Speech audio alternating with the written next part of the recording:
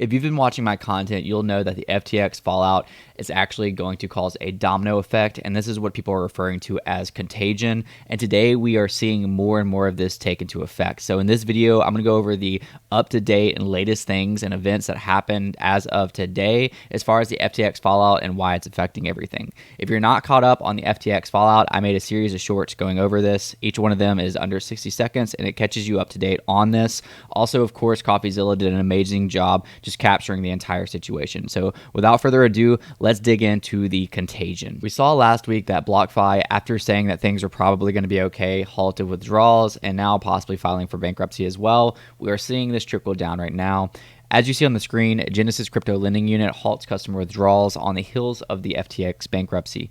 Genesis unit is responsible for $2.8 billion in total active loans at the end of the third quarter of 2022, so this will be detrimental on the market, of course, and this isn't the only thing to go down. On top of this, as you expected, there has been some major celebrities that have endorsed FTX. Whether these lawsuits will go through or not, that's for another day, another question. But lawsuits are emerging against Tom Brady, Steph Curry, and others.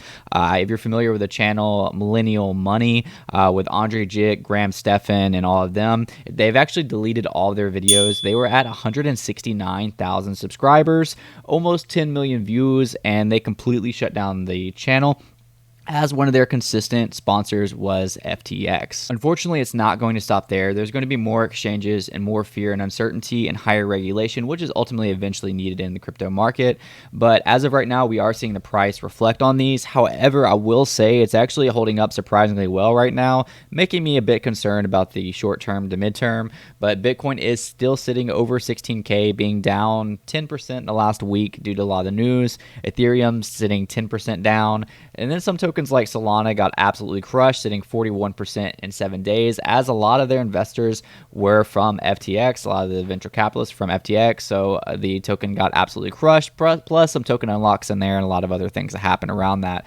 But ultimately, the market, all things considered, even though things are pretty bad, could be worse. I mean, I feel like if this would have happened during the bull run when we had a ton of trajectory and Bitcoin was at 60 plus K, we could have easily seen a half or worse than that. We could have just seen a massacre of the price. Whereas right now with this news, we're down from like 20, 21K to 16K.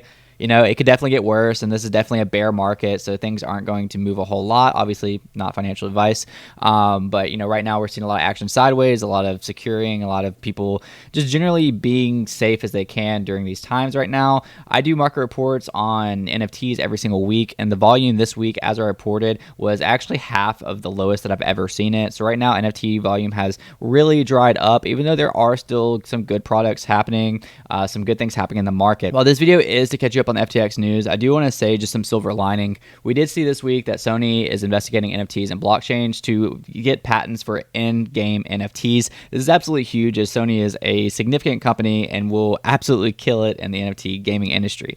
We also saw Nike launch their Swoosh, or at least announce their Swoosh marketplace. So Nike is going to have their very own Nike place that's going to be highly competitive, and that just shows that they're even more all in than just teaming up with Artifact and being in the NFT space. They're here to stay. So while there's a lot of fear and uncertainty within the market and with it, what the media is portraying, and I mean just all together, at the end of the day, this isn't a problem with crypto at all. This is a problem with the trust over a centralized exchange.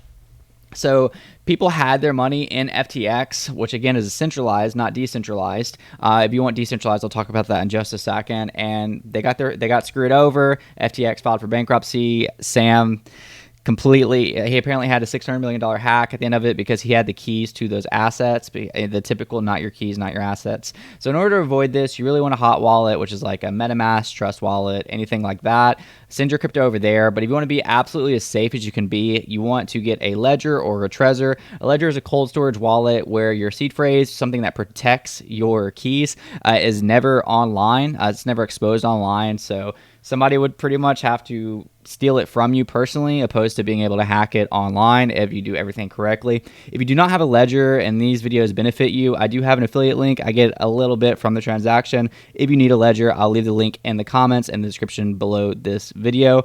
That's all I have for you guys today. Thank you so much for watching, and I'll see you guys next time. Peace out.